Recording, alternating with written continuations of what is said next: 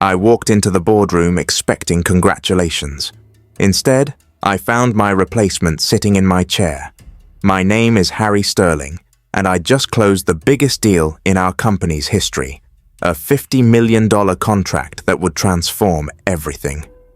What I didn't know was that they'd been planning to replace me for months. What they didn't know was that my clients weren't just numbers on a spreadsheet. They were relationships I'd built over 15 years, and they were about to learn the hard way that loyalty can't be transferred with a handshake. But let me start from the beginning, because this isn't just about betrayal, it's about the price of underestimating the wrong person. 15 years ago, I started at Meridian Solutions as a junior account executive, with nothing but ambition and a beat-up Honda Civic. The company specialized in enterprise software solutions, the kind of boring, complex systems that make Fortune 500 companies run smoothly. Not glamorous, but incredibly profitable if you knew how to navigate the corporate landscape. My first boss, Robert Chen, was old school. He believed in building genuine relationships with clients, understanding their pain points, and providing solutions that actually worked. Harry, he told me during my first week, anyone can sell software. What we do is solve problems. Remember that and you'll never struggle to find clients. I took that advice to heart. Over the next decade and a half, I didn't just build a client roster. I built a network of trust. I learned every CEO's golf handicap, remembered their kids' names, showed up to their charity events. When their systems failed at midnight, I was the one they called. When their competitors were circling, I was the one who helped them stay ahead. My client list read like a who's who of American industry. Peterson Manufacturing, with their $200 million annual revenue. Blackstone Financial, managing $2 billion in assets. Carver Industries, the aerospace giant that employed half of Cincinnati. These weren't just accounts. They were partnerships built on years of delivered promises and mutual respect. The results spoke for themselves. For 8 consecutive years, I was Meridian's top performer. My division generated 40% of the company's total revenue. I brought in deals that our competitors couldn't even get meetings for. But success, as I learned, can make you a target. 2 years ago, everything started to change.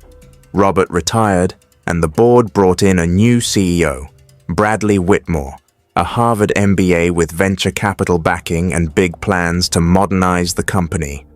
Brad was younger than me, with perfect teeth and a vocabulary full of buzzwords like synergy and disruptive innovation. "Harry," he said during our first one-on-one meeting, "you've done incredible work here, really impressive stuff, but we need to think about scalability, about building systems that don't depend on any single person." There it was again, that phrase I'd heard before in other companies, other industries, the corporate kiss of death disguised as strategic planning. "My relationships are the system," I replied carefully. "These clients trust me personally. That's not something you can systematize." Brad smiled, the kind of smile that doesn't reach the eyes. "Everything can be systematized, Harry. That's what we're here to figure out." Over the following months, Brad started making changes. He hired a team of young account executives, fresh MBA graduates, who spoke his language and shared his vision of data-driven sales processes. He implemented new CRM systems, automated follow-up sequences, and standardized presentation templates. "We're building a scalable sales machine," he announced during a company meeting, "something that can grow beyond individual relationships." But here's what Brad didn't understand about enterprise sales. At the highest levels, it's still fundamentally about trust. You can't automate 15 years of showing up, of being reliable, of understanding that sometimes the best sale is the one you don't make because it's not right for the client. My clients noticed the changes immediately. The new account executives would call with scripts, pushing products without understanding needs. They'd schedule meetings at inconvenient times, forgetting about time zones and corporate calendars. They'd make promises they couldn't keep, and assumptions that revealed their inexperience. "Harry," John Peterson called me after a particularly bad meeting with one of Brad's new hires. "What's going on over there? This kid tried to sell me inventory management software when I called about cybersecurity issues." I smoothed things over, as I always did, but I could see the writing on the wall. The breaking point came 6 months ago, when I landed the Phoenix Group contract. Phoenix was a massive conglomerate, with operations in 12 countries, looking to overhaul their entire IT infrastructure. The project was worth $50 million over 3 years, the largest single contract in Meridian's history. I'd been courting Phoenix for 18 months. Their CEO, Margaret Ross, was notoriously difficult to work with. She'd rejected proposals from every major software company in the industry. But I'd done my homework. I knew she was a former Navy officer who valued directness and competence. I knew she'd lost her previous vendor relationship because of poor communication during a critical system upgrade. I knew she needed someone who would treat her company like a partnership, not a paycheck. The presentation took place in Phoenix's Chicago headquarters. Margaret sat at the head of a conference table with 12 other executives, all of them skeptical. I'd prepared for 3 months, customizing every slide, anticipating every question. "Mr. Sterling," Margaret began, "we've heard a lot of promises from a lot of companies. Why should we believe yours will be different?" I closed my laptop and looked her straight in the eye. "Because I'm not here to sell you software, Margaret. I'm here to solve your problems, and if our solution doesn't work, I'll personally make sure you get your money back." The room went quiet. In enterprise sales, you don't make personal guarantees on $50 million deals. It's career suicide if things go wrong. But I knew it wouldn't go wrong. I'd built my reputation on deals like this. 2 weeks later, Margaret called me directly. "Harry, we're ready to move forward, but I want to be clear. This contract is with you, not just your company. If you're not the primary contact, we'll look elsewhere." I signed the biggest deal in company history that afternoon. You'd think that would be cause for celebration. Instead, I walked into the boardroom the next morning to find Brad sitting at the head of the table with a serious expression. "Harry, congratulations on the Phoenix deal. Really outstanding work." "Thank you," I said, sensing the but coming. "But we've been discussing your role here, and the board feels it's time for some changes. We're restructuring the sales division to be more collaborative, more team-oriented." I looked around the table. The board members I'd made millions for over the years couldn't meet my eyes. "What kind of changes?" I asked. "We're promoting you to Senior Strategic Advisor. It's a consulting role, more flexibility, less day-to-day client management. And we're bringing in someone to handle the operational side of sales." A consulting role. In corporate speak, that meant they were pushing me aside while keeping me around, long enough to ensure client transition. "Who's taking over my accounts?" I asked. Brad smiled. "I'd like you to meet Trevor Whitmore." A young man in an expensive suit stood up from the back of the room. Brad's nephew, as I'd later learn. 28 years old, MBA from Wharton, 2 years of experience at a tech startup that had folded after burning through venture capital. "Trevor's brought some fresh ideas about client relationship management," Brad continued. "He'll be working closely with you during the transition." I looked at Trevor, who was trying to project confidence but couldn't hide his nervousness. This kid was going to manage relationships with CEOs who'd been running companies since before he was born. "What's the timeline for this transition?" I asked. "We'd like to move quickly," Brad replied. "Trevor will shadow you for the next month, then take over primary responsibility for your accounts." 1 month, to transfer 15 years of relationships, institutional knowledge, and personal trust. And the Phoenix contract? Trevor will be the primary contact going forward. You'll provide background support as needed. I felt something cold settle in my stomach. They were taking away the biggest deal I'd ever closed and handing it to someone who'd never managed a client relationship worth more than a few $1,000s. But I kept my expression neutral. I'll need to discuss this with my clients. Some of them have specific contractual requirements about account management. Of course, Brad said. We'll work with you to ensure a smooth transition. That afternoon, I called my lawyer. They can't force you out, Jennifer Martinez told me after reviewing my employment contract. But they can make your life difficult enough that you choose to leave. What about my client relationships? My commission structure? That's more complicated. Your non-compete is pretty restrictive, and they own the client data. But Harry, she paused, there's something else you should know. I've been hearing rumors about Meridian's finances. Word is they're looking for an exit strategy. What kind of exit strategy? Sale to a larger firm. The board might be positioning the company to look less dependent on individual contributors, makes it more attractive to buyers. Suddenly, everything made sense. The systematization, the team approach, the push to replace me with someone younger and cheaper. They weren't just restructuring, they were preparing to sell, and I was the obstacle to a clean sale.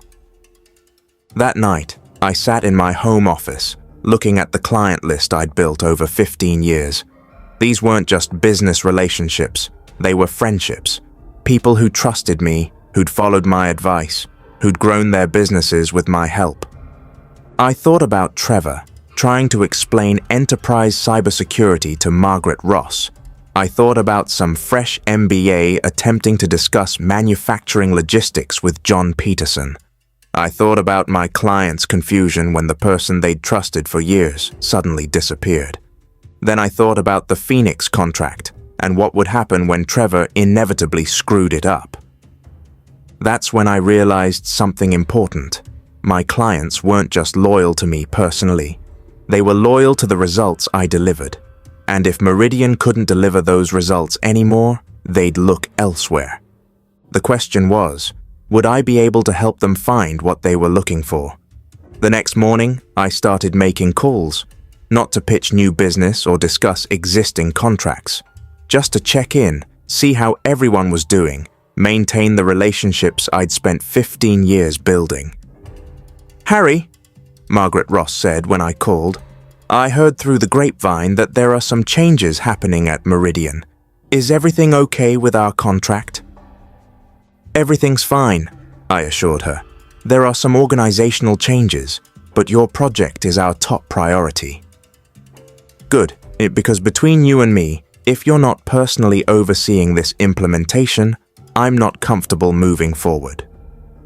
I understand completely. Let me know if you have any concerns. The conversation with John Peterson was similar. Harry, I've been working with you for 12 years. I don't care what fancy new systems Brad implements. If you're not my primary contact, I'm looking elsewhere. By the end of the week, I'd heard the same message from 17 of my 23 major clients.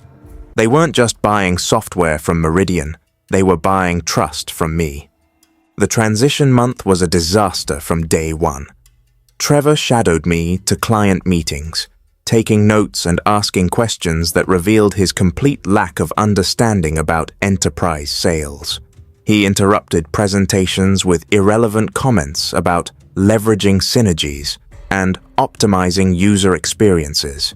He made promises about timelines and features without understanding the technical limitations. After our first meeting with Phoenix, Margaret pulled me aside. Harry, what's the story with the kid? He seems nice enough, but he's not ready for this level of responsibility. He's learning, I said diplomatically. Learning on a $50 million contract? That's not what we signed up for.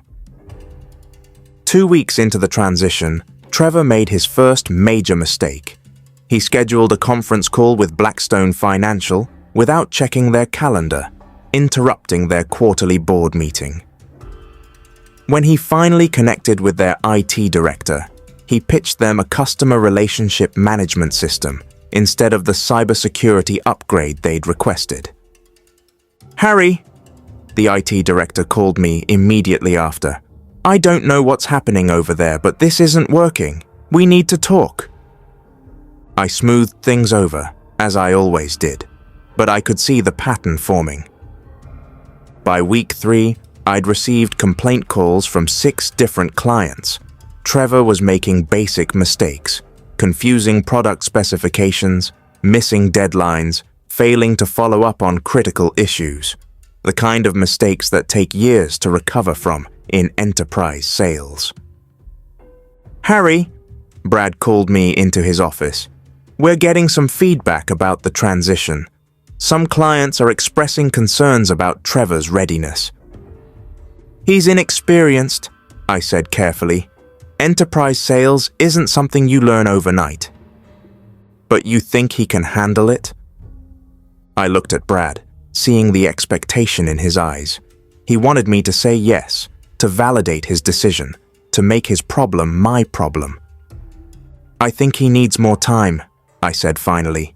"These relationships took years to build. You can't transfer that kind of trust in a few weeks." Brad's expression hardened. "We don't have years, Harry. We need this transition to work." "Then maybe we should reconsider the timeline."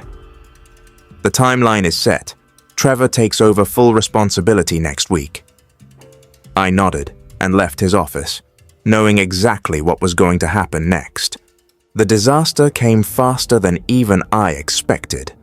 On Trevor's first day as primary account manager, he sent out a mass email to all my clients announcing new, streamlined processes and enhanced service offerings. The email was full of corporate jargon and marketing speak that would have been embarrassing in any context. But sending it to CEOs and CTOs who valued directness and competence, it was career suicide. My phone started ringing within an hour. "Harry, what the hell is this email about?" John Peterson was not happy. "Streamlined processes? Enhanced service offerings? This sounds like something my intern would write." "I'll look into it," I said. The next call was from Margaret Ross. "Harry, I need to speak with you immediately. This Phoenix implementation is too important to leave in the hands of someone who communicates like a marketing brochure." By the end of the day, I'd received calls from 15 clients expressing concerns about Trevor's email and requesting meetings to discuss their account management going forward. I scheduled the meetings, but I didn't tell Brad about them. The conversations were remarkably similar. My clients had lost confidence in Meridian's ability to serve their needs. They were concerned about Trevor's inexperience and Brad's apparent disconnect from the operational realities of enterprise sales. "Harry," Margaret said during our meeting, "I'm going to be direct with you. The Phoenix contract was contingent on your personal involvement. If you're not going to be our primary contact, we need to reconsider our relationship with Meridian." "I understand your concerns," I replied. "What would it take to restore your confidence?" "Honestly, I'd need to know that you're personally accountable for this project's success, and I'd need to see some evidence that Meridian understands the complexity of what we're trying to accomplish." Similar conversations happened with Peterson Manufacturing, Blackstone Financial, and Carver Industries. My clients weren't just expressing concerns, they were looking for alternatives. That's when I realized something that would change everything. I wasn't the only one who'd been underestimated. I'd spent 15 years assuming that my clients chose Meridian because of our products, our pricing, our technical capabilities, but the truth was simpler and more powerful. They chose Meridian because of me. The software was good, but not irreplaceable. The pricing was competitive, but not unique. The technical support was solid, but not exceptional. What was irreplaceable was the trust they had in me personally. The knowledge that when they had a problem, I would solve it. The confidence that when they needed advice, I would give it honestly. The assurance that when they made a decision based on my recommendation, it would be the right one. And now that trust was being transferred to someone who'd never earned it. The next week, I received a call that would change everything. Margaret Ross was on the line, and she wasn't calling to complain about Trevor. "Harry, I have a proposition for you. Phoenix has been discussing our vendor relationships, and we've decided to make some changes. We're looking for a partner who can provide the same level of service we've gotten from you, but with more flexibility and responsiveness." "What kind of changes?" I asked. "We're considering terminating our contract with Meridian and working with a smaller firm that can provide more personalized service. The question is, do you know anyone who might be interested in a $50 million implementation project?" I sat in silence for a moment, processing what she was saying. Phoenix wasn't just expressing concerns about Trevor.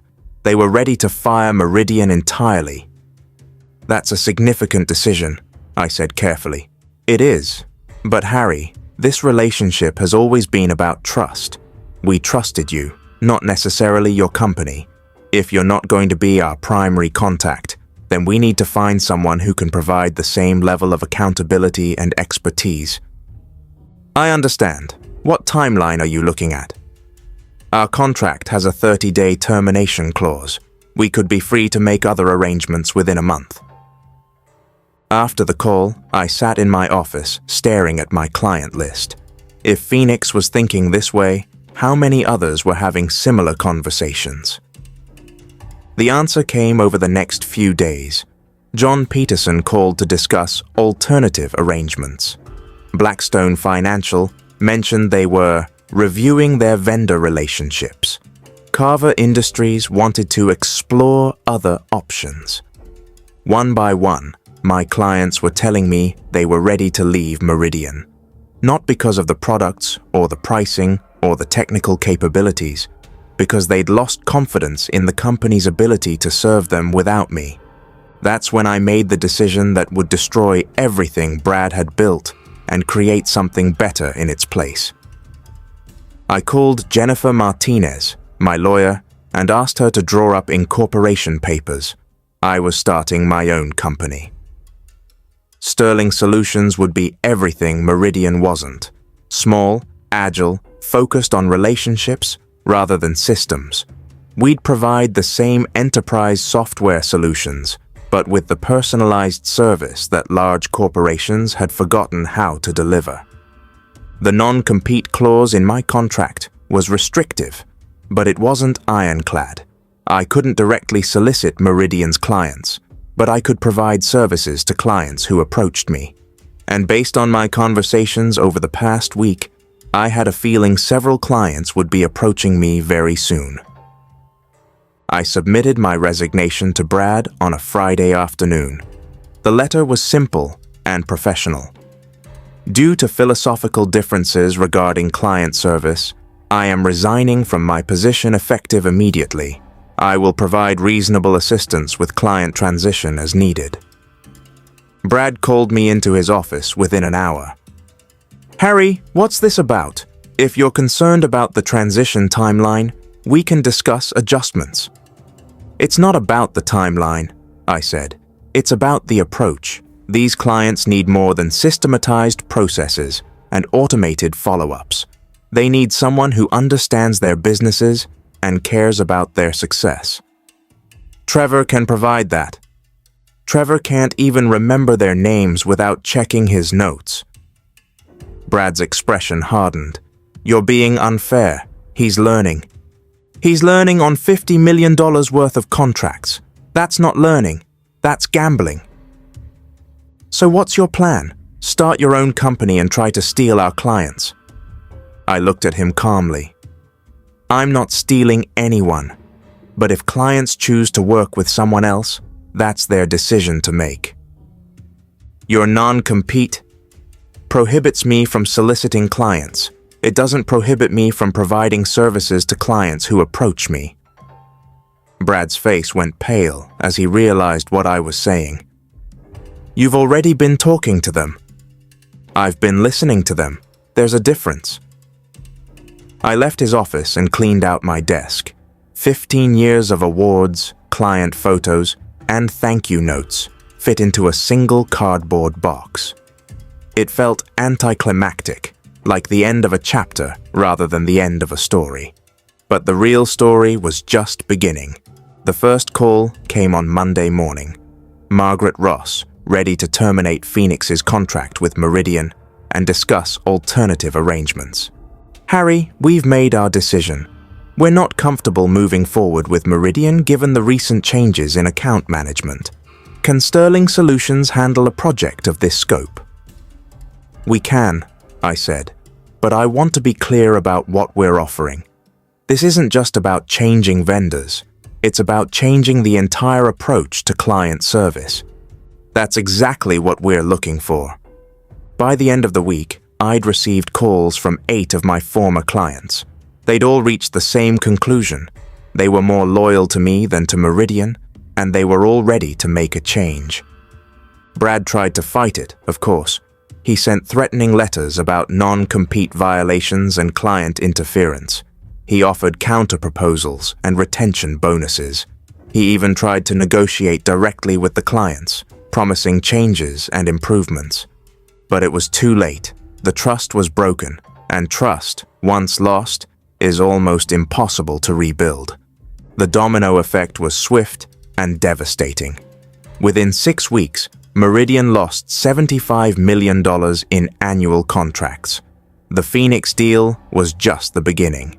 Once word got out that major clients were leaving, other companies started reconsidering their relationships as well. Trevor lasted 3 weeks as head of client relations. He was reassigned to special projects after accidentally sending confidential client information to a competitor. The young MBA team that was supposed to revolutionize enterprise sales was disbanded after losing 3 major accounts in a single month. Brad tried to salvage the situation by offering me a partnership deal, ownership stake, board seat, complete control over client relationships. But it was too late for negotiations. Sterling Solutions was already operational, and my clients were already signed up. The final blow came when Meridian's potential buyers pulled out of acquisition talks. The client defections had fundamentally changed the company's value proposition. Without the major accounts and the relationships that generated them, Meridian was just another mid-sized software company in an overcrowded market. 6 months after I left, Meridian was sold to a larger firm for a fraction of its previous valuation. Brad was let go as part of the merger. Trevor moved back to California to work for another tech startup. Meanwhile, Sterling Solutions was thriving. We'd grown from 1 employee to 15, handling implementations for some of the largest companies in the country. Our approach was simple: treat every client like a partner, every problem like a personal challenge, every success like a shared victory. The best part wasn't the financial success, though that was satisfying. It was the validation that relationships still mattered in business, that trust couldn't be systematized or automated or transferred to a cheaper alternative. 1 year after leaving Meridian, I received a call from John Peterson. "Harry, I wanted to thank you for everything you've done for us. This new implementation is exactly what we needed, and the support has been incredible." "That's what we're here for," I said. "I know, and that's why I'm calling. We're recommending Sterling Solutions to our parent company. They're looking for someone to handle a global software rollout. It's a big project, probably worth about $100 million over 5 years. I smiled, thinking about Brad's lecture on scalability and systematic processes. Some things, it turned out, scaled just fine when they were built on the right foundation. "Send me the details," I said. "Let's see if we can solve their problems." Because at the end of the day, that's what business really is. solving problems for people you care about. Everything else is just corporate theater. And sometimes, the best revenge is simply proving that the old way of doing things was the right way all along.